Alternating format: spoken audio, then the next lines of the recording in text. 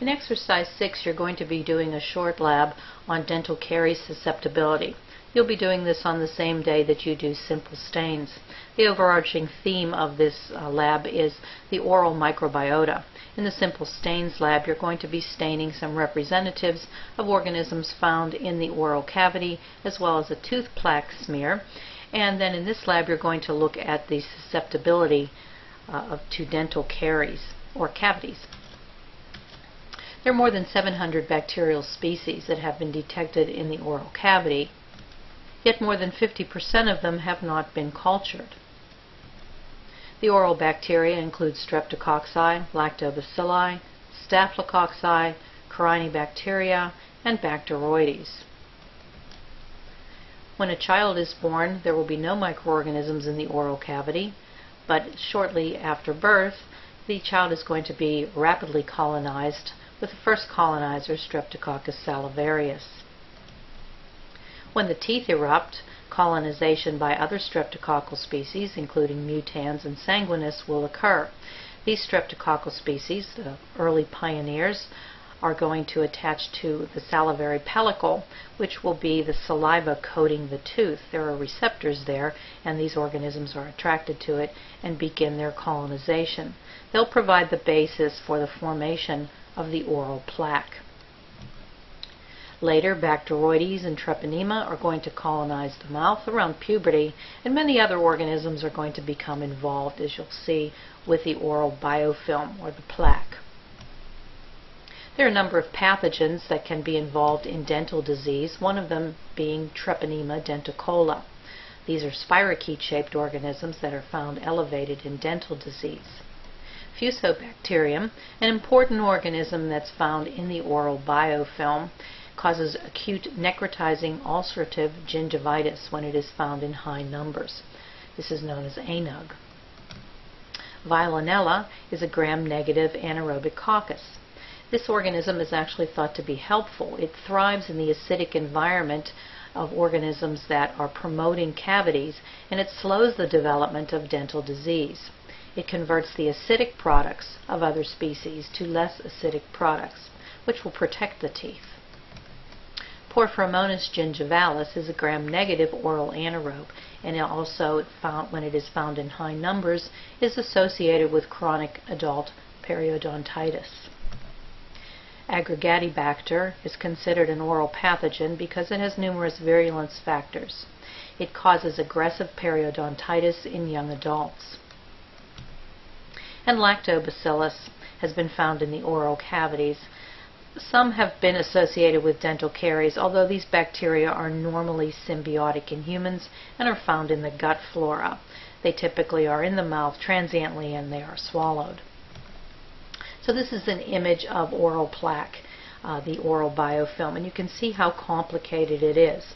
The tooth surface, of course, is going to have salivary receptors on it, and to that will bind the Streptococcus species.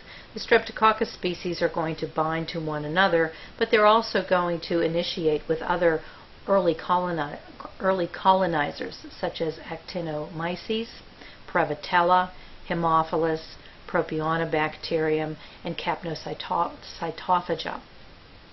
And these lines that are here show you that there is an association between these organisms. You can see Fusobacterium is sort of a bridging organism.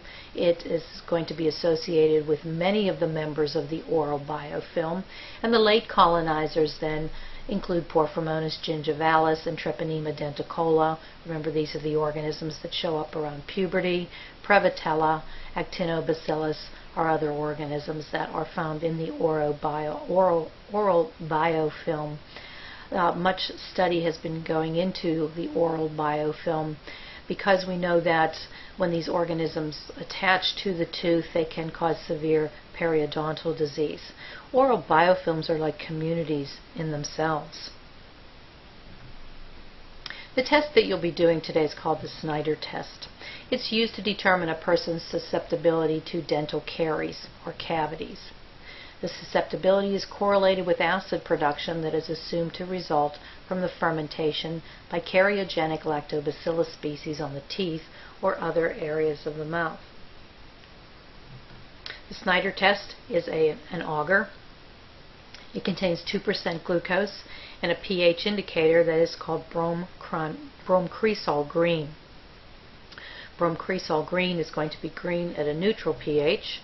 If the pH of the agar is about 4.8, it's ideal for acidophiles such as lactobacillus species. So the lactobacillus organisms are going to be selected for in this medium. And that, of course, is a bit of a problem. If you remember the previous slide, lactobacillus isn't even represented in the oral biofilm. So it's found in the mouth, but it's not really closely adhered to the teeth. You'll be taking a saliva sample in lab and inoculating it to a molten tube of agar. We'll put it in the incubator then for 3 days. We'll take a look at it every day for 3 days, and if lactobacillus is present in the saliva, it will ferment the glucose and produce lactic acid. The pH is going to drop from 4.8 to about 4.4, and the bromocresol green is going to change from green to yellow. A culture that demonstrates a yellow color indicates a person is susceptible to the formation of dental caries. The faster the tube turns yellow, the more susceptible you are to dental caries. Unfortunately, the Snyder test is no longer used to predict dental caries because it is an outdated test. It's now known that lactobacillus plays only a small role in oral cavity pathology. But it's fun to do. It's fun to spit in a tube, and it's fun to correlate the results to your actual experience with cavities. Following inoculation of the molten agar, the tube is going to be quickly cooled in a beaker of ice, and then we'll incubate it at 37 degrees Celsius. The tube is observed every 24 hours for 72 hours. On the left you see an uninoculated tube. On the right you see a positive test. If the tube turns yellow in 24 hours, this indicates high susceptibility to cavities.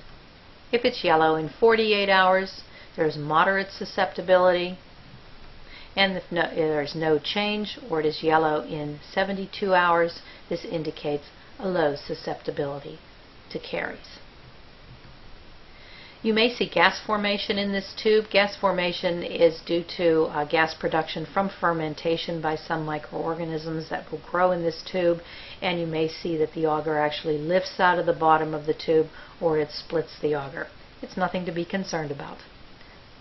See you in lab.